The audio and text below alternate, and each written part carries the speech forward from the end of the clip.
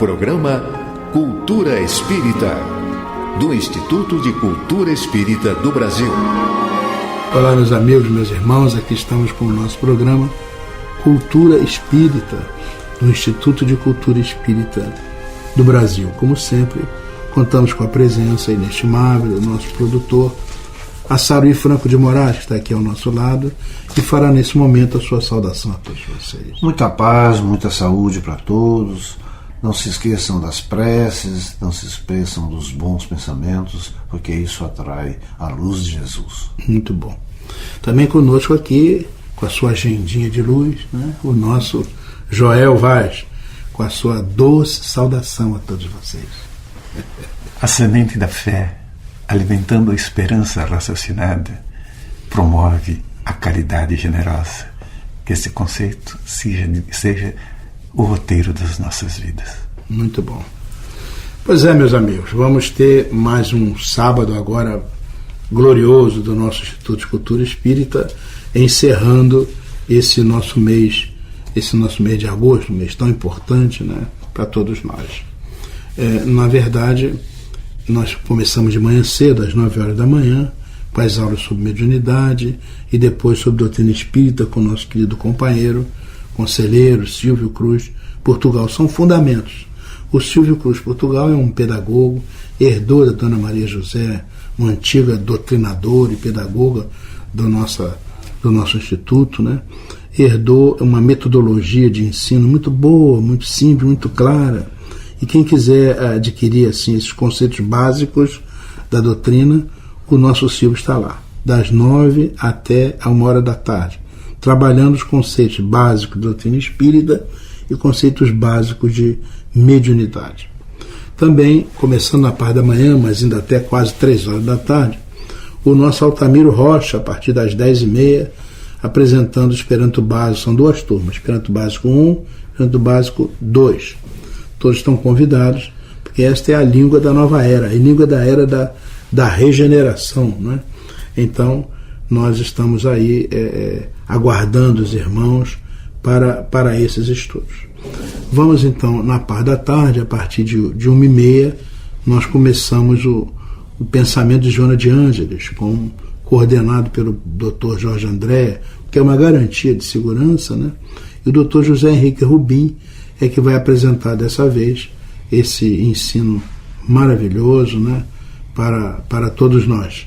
Ainda temos o nosso Brandão, que apresenta a obra de André Luiz nos domínios da mediunidade, e a nossa Maria Amélia Braguilhó de Serrano, que apresenta a obra de André Luiz, Libertação. A gente vê que o Instituto tem uma ligação muito grande com André Luiz, porque é um pioneiro, né? Traz coisas novas para todos nós, né? Coisas que merecem muito estudo, reflexão, coisas avançadas, né? Há pouco tempo o Dr. Rubim nos apresentou um estudo nas chamadas Fronteiras do Conhecimento sobre essa estrutura do sistema nervoso e mostrou como André Luiz está na frente em relação às coisas que só agora estão sendo assim descobertas e compreendidas pela ciência oficial. Mas no dia 31, às 3 horas da tarde, o nosso Assaruí estará de volta, né? Ele começou o nosso semestre lá no dia 3 com a evolução princípio inteligente, e agora no dia 31 ele encerra esse mês de agosto com o progresso moral e o progresso intelectual. O Assaruí assumiu nesse semestre a cadeira de doutrina espírita, são os fundamentos, né? Então ele vai trabalhar com a evolução, a diretriz da humanidade, e neste sábado, progresso moral e progresso intelectual.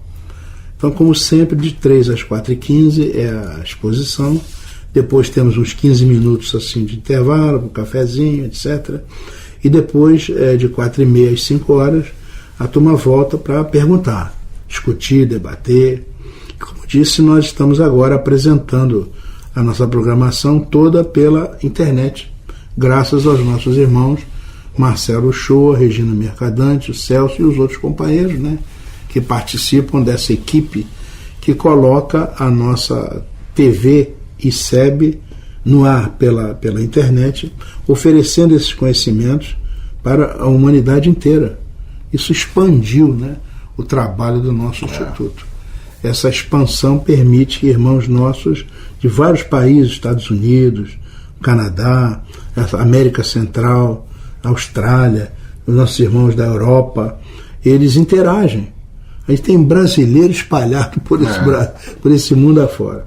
E eles assistem, ouvem as coisas, traduzem as coisas para os nativos, né? E a gente começa a receber perguntas. Às vezes nós não temos tempo de responder as perguntas durante a exposição, porque são muitas questões. Depois a gente responde pela internet mesmo. Ninguém fica sem resposta, né? Isso é um trabalho muito bom, graças a Deus, com o Instituto nessa fase nova, né? Aproveitando a tecnologia para lançar esses conhecimentos em favor da humanidade inteira, e nós ficamos muito felizes e agradecidos por essa oportunidade. Queremos lembrar o nosso e-mail, Instituto de Cultura Espírita do BR@gmail.com.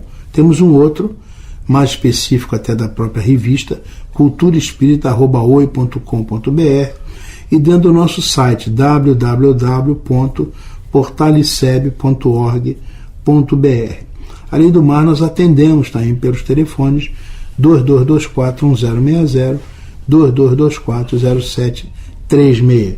O Instituto está à disposição de todos na tentativa do cumprimento das suas tarefas, graças a Deus. Nosso Joel, nós temos a nossa agendinha aí disponível. Temos. Antes de começá-la, eu quero que não esqueçam o nosso e-mail, joelvaz61@gmail.com. Mandem notícias das suas casas espíritas, do movimento espírita, de tudo aquilo que está acontecendo nesse universo maravilhoso da doutrina dos espíritos. Na semana passada, nossa Saruí falou sobre o Lins de Vasconcelos, aquele empresário extraordinário que ajudou tanto o crescimento da doutrina, e você falou também sobre a Casa Edson. Frederico Figner. O Frederico Figner. Fred Figner. Eu quero lembrar que o Obreiros do Bem, o Hospital Pedro de Alcântara, também foi construído há quase 80 anos atrás por um dedicado empresário amoroso que viu a necessidade, no seu âmbito familiar, de ter um lugar onde a mediunidade desorganizada provocava distúrbios da mente, e construiu aquele hospital ali maravilhoso. E lá está ele hoje, em plena atividade, junto com o Obreiros do Bem, que dá sustentação. Por falar em Obreiros do Bem, portanto, no dia 8 de setembro agora, estaremos lá às 11 horas da manhã, um domingo, conversando sobre o livro do querido Chico Xavier, Brasil, Coração do Mundo, Pátria do Evangelho. Beleza. Uma beleza, será um dia muito gostoso, convido a todos para participar. Depois tem um almoço delicioso à 1h da tarde. No dia 14, ainda lá no Obreiros do Bem, é um sábado, o Gerson Simões estará autografando o seu último livro e conversando com os amigos. Bom, a Tenda Espírita Irmãos do Oriente também é antiga. Eu acho que também tem a participação de gente generosa que construiu aquilo, tem quase 80 anos também.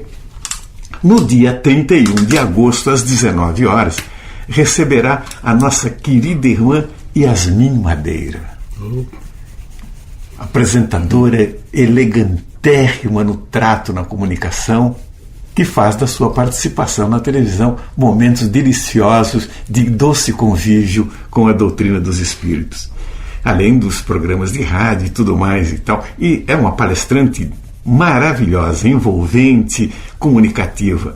Bom, ela estará lá então no dia 31 de agosto. A Tenda dos Irmãos do Oriente fica ali na Rua da Matriz, 79, em Botafogo. Bom, hoje, no Teatro Vanucci, o Grupo Augusto César Vanucci se reúne para mais uma reunião de passes. O grupo de médiuns do grupo, na última quarta-feira de cada mês, portanto hoje, faz uma sessão de passes, e a gente estará lá também. Nos reunimos desde a fundação, feita pelo próprio Augusto César há 23 anos atrás, sem perder uma quarta-feira. Nas quartas-feiras anteriores são sempre convidados palestrantes que vão trazer o seu conhecimento até nós. Setembro está bombando mesmo. Veja bem, no Rio Grande do Norte acontecerá o 23º Congresso Espírita do Rio Grande do Norte, no Centro de Convenções de Natal. É imperdível também. Quem está ali na região não pode deixar de dar uma chegadinha lá. A partir do dia 1º e vai até o dia 8 de setembro, a Semana Espírita de Vitória da Conquista na Bahia. Quem é que vai estar lá? Divaldo Franco. Meu Deus do céu. Fica ali na Avenida Santa Cruz, 1019, em Candeias. E o tema do seminário é Reencarnação e Imortalidade. Também é imperdível. E temos aí, dia 13, 14 e 15 de setembro, em Assunção, no Paraguai, o 2º Congresso Espírita Sul-Americano. Também uma movimentação muito grande de companheiros de toda a América do Sul e, sem dúvida nenhuma, Divaldo Pereira Franco. Muito bom, como sempre, né? Vamos então ao nosso intervalo e daqui a pouco retornamos, se Deus quiser.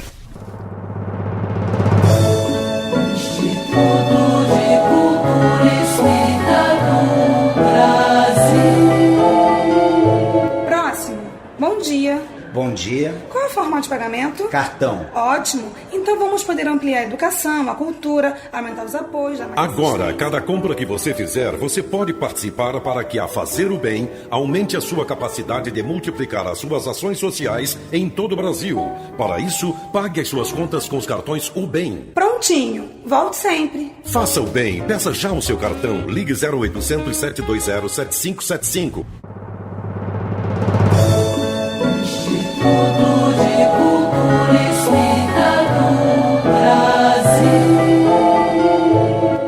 Olá, meus amigos, meus irmãos, estamos retornando com o nosso programa Cultura Espírita pelas ondas amigas, fraternas da Rádio Rio de Janeiro, 1400 kHz, e contando, como sempre, com a contribuição inestimável do nosso engenheiro de som, Toninho Barbosa, que ali fica do outro lado do vidro, ajustando a nossa voz, tirando nossos pigarros, né? Acabando com as nossas dificuldades. Muito bom. Mas nesse momento nós vamos responder as perguntas dos nossos companheiros. Dessa vez, veio lá de Marechal Hermes, no Rio de Janeiro, o nosso irmão Sinésio de Paula. Pergunta o seguinte, a Saruí, para você. Todo espírita sabe que o passe magnético é benéfico. Por que a medicina não reconhece isso e o adota em suas práticas de cura? Sinésio, você não podia ter uma perguntinha mais fácil? Mas não tem importância, não. As perguntas são sempre bem-vindas, né? Porque dão a oportunidade do esclarecimento, né? Ora, Sinésio, a ciência e a medicina, aí se inclui, segue seus próprios padrões de trabalho e tem muita dificuldade em se envolver com aquilo que entende como fantasia ou prática religiosa sem conteúdo.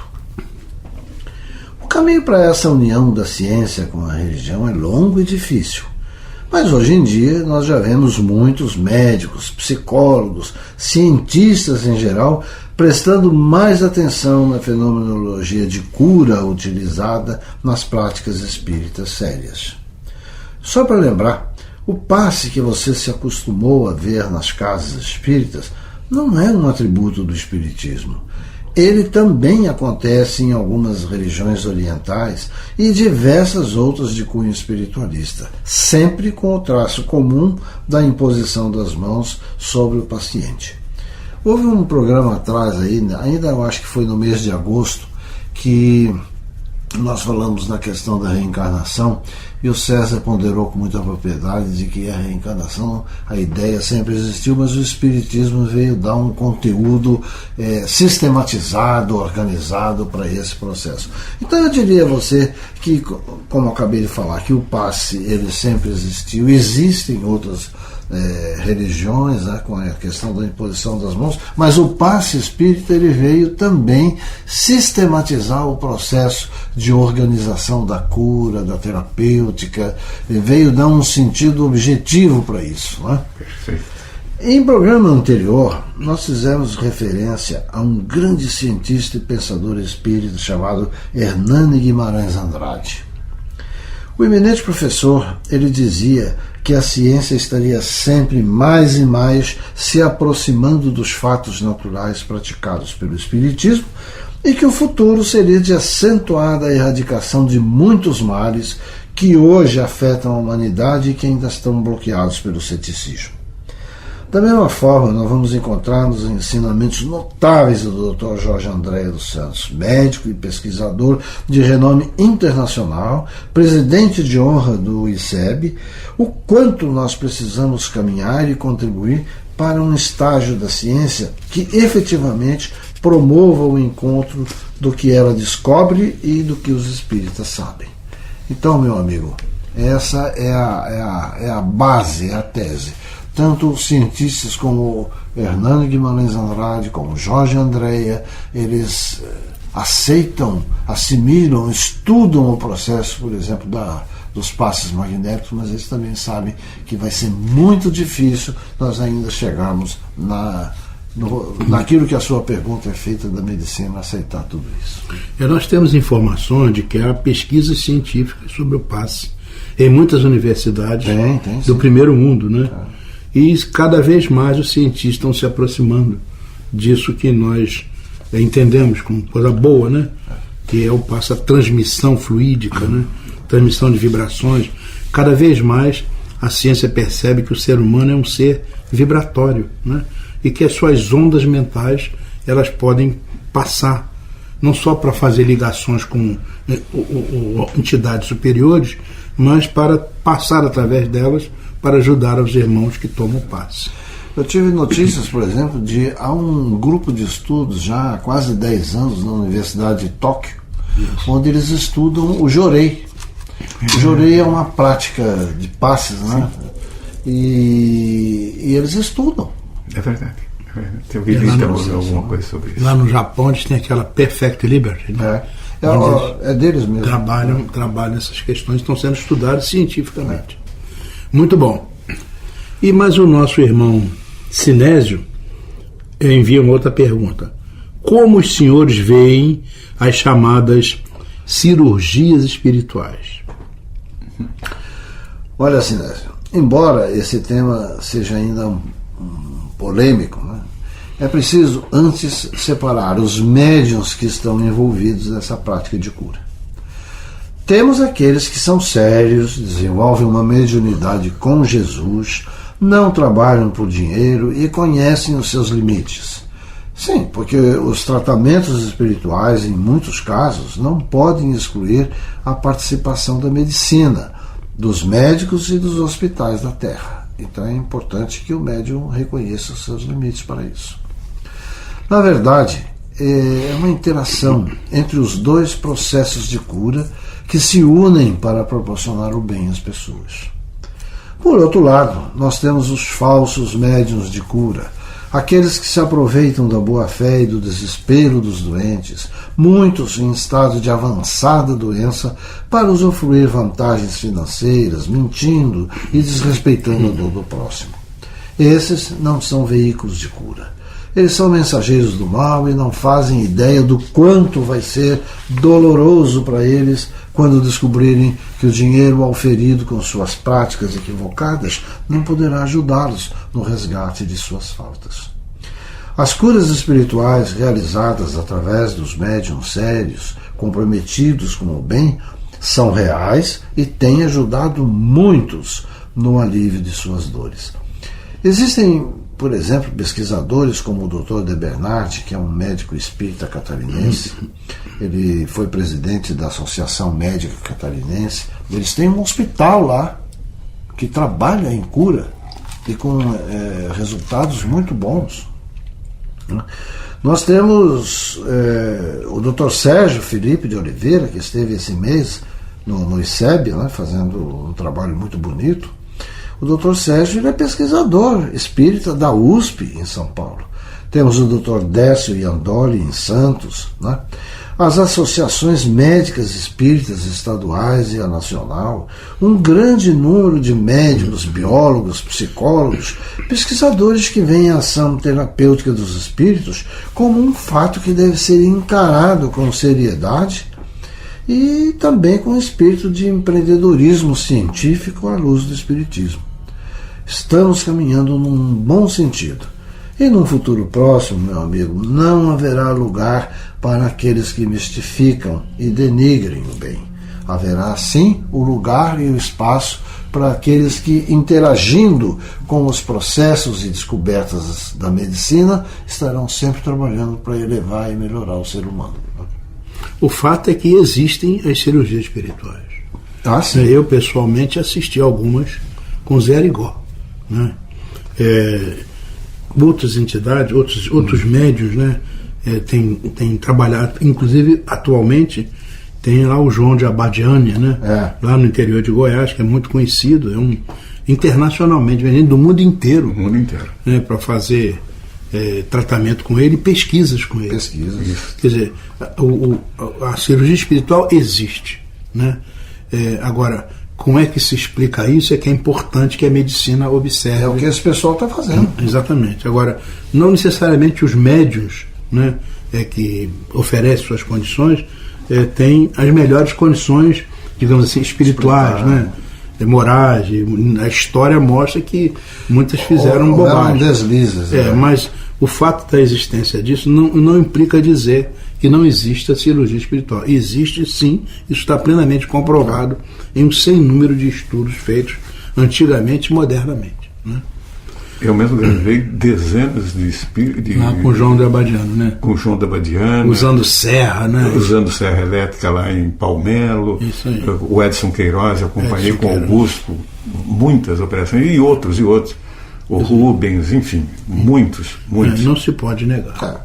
Isso aí é inevitável. Agora, como é que isso funciona e tudo, isso está em estudo e mais cedo ou mais tarde chegaremos lá, não tem dúvida, né? Bom, mas ele ainda nos manda uma outra pergunta para terminar aqui, né? É interessante que eu ouvi umas pessoas dizerem que os espíritas não leem a Bíblia porque tem uma Bíblia própria. Isso é verdade? Ô, Sinésio, não é verdade, não. Isso aí é um equívoco. Em primeiro lugar, os espíritas, eles leem a Bíblia, e leem sim, porque ela é o mais importante livro da cristandade e uma insubstituível fonte de consulta sobre questões teológicas. Grande parte dos livros psicografados pelo Chico Xavier, por exemplo, tem suas lições baseadas em textos bíblicos, onde os autores, como Emmanuel, fazem análises sobre esses trechos que foram gerados pelos evangelistas, gerados no texto dos Atos dos Apóstolos, das Epístolas de Paulo, né? A leitura e o estudo da Bíblia, eles são livres para os espíritas. Também não é verdade que os espíritos têm a sua própria Bíblia.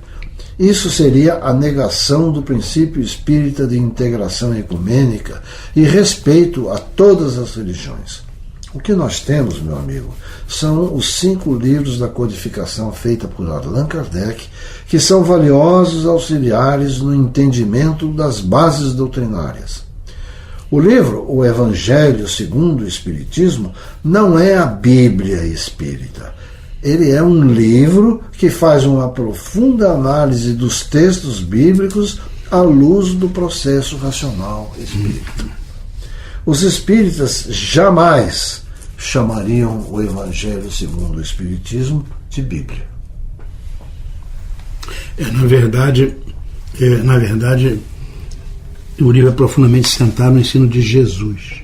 O que a gente encontra muito, sobretudo no chamado Velho Testamento, né, são posturas associadas a outras crenças que a gente respeita e a gente estuda por uma questão de compreensão, de entendimento, mas o que fica para nós no Evangelho segundo o Espiritismo é sobretudo o ensino de Jesus, né? Nem a parte discutível dos milagres, nem isso está colocado, mas é sobretudo o ensino moral do que Jesus nos passou, que é o que importa na nossa compreensão.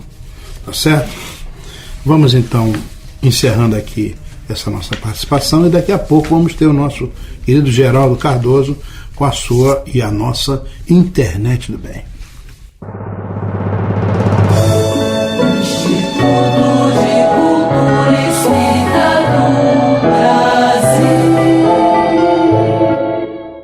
Meus amigos, trazemos para os nossos ouvintes uma mensagem que fala sobre o dia de hoje. Seu autor, desconhecido, foi muito feliz na comparação que faz de cada novo dia que o Pai nos presenteia com uma folha de papel em branco, na qual escrevemos as nossas ações. Passemos à leitura desta página intitulada O Dia de Hoje. Certo dia, um professor estava aplicando uma prova e os alunos, em silêncio, tentavam responder às perguntas com uma certa ansiedade.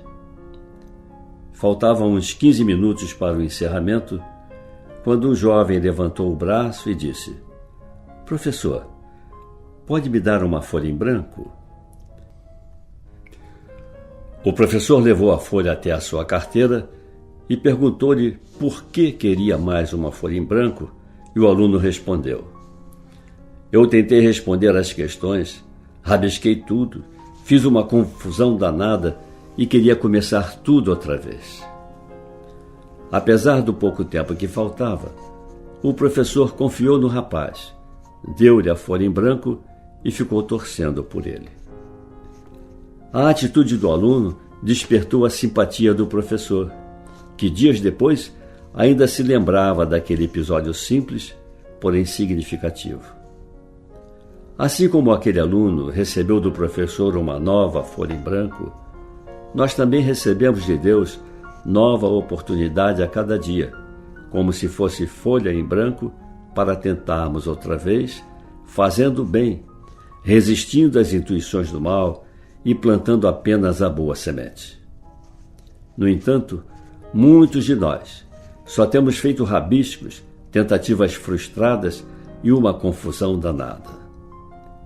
Outros apenas amassam essa folha e a arremessam na lixeira, preferindo a ociosidade, gastando tempo na inutilidade, quando não utilizam para praticar o mal sobre os mais diversos matizes. Talvez hoje fosse um bom momento para começar a escrever nessa nova página uma história diferente, visando a um resultado mais feliz. Assim como tirar uma boa nota depende da atenção e do esforço do aluno, uma vida boa também depende da atenção e do esforço de cada um. Não importa qual seja a sua idade, sua condição financeira, sua religião, tome essa página em branco e passe sua vida limpo. Escreva hoje um novo capítulo, com letras bem definidas e sem rasuras. E o principal, que todos possam lê-la e nela encontrar exemplos nobres. Não se preocupe em tirar nota 10, em ser o primeiro em tudo. Preocupe-se apenas em fazer o melhor que puder. Pense que mesmo você não tendo pedido, Deus lhe ofereceu uma nova folha em branco, que é o dia de hoje. Por isso, não se permita rabiscar ou escrever bobagens nessa nova página e nem tampouco desperdiçá-la. Aproveite essa nova chance e escreva um capítulo feliz na sua história. Use as tintas com lucidez e coragem, com discernimento e boa vontade. Não poupe as palavras dignidade, amizade, fraternidade, esperança, humildade, perdão, tolerância, trabalho e fé. Assim, ao terminar de escrever esse novo capítulo da sua vida, você não verá rasuras, nem terá de reescrevê-lo em tempo algum, porque o terá escrito com nobreza e sabedoria. Aproveite este dia e ame com todas as forças do seu coração, sem restrições, sem ver defeitos ou tristezas. Conjugar o verbo amar é escrever uma história feliz. Conjugar o verbo servir é caminhar com passos firmes na direção da felicidade. Não espere que a melhoria, a prosperidade e o bem-estar caiam do céu milagrosamente sem que você tenha de se esforçar por merecer essas benesses.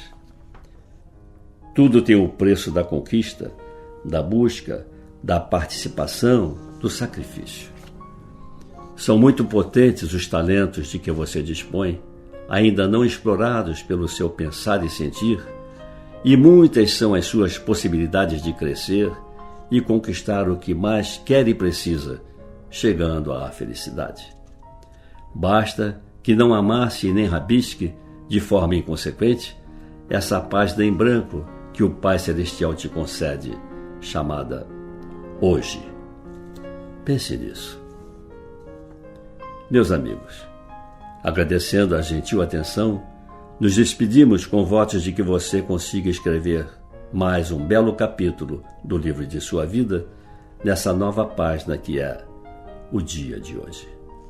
Assim, meus amigos, meus irmãos, chegamos ao final do nosso programa, muito agradecidos pela sua atenção e desejando uma semana de muita saúde, muita alegria, felicidade, muita paz. Nossa Saruí, por favor, para as suas despedidas. Também para agradecer a audiência, o carinho, a atenção e desejar a todos muita paz nessa semana que se inicia. Então até a próxima semana, neste horário, se Deus quiser.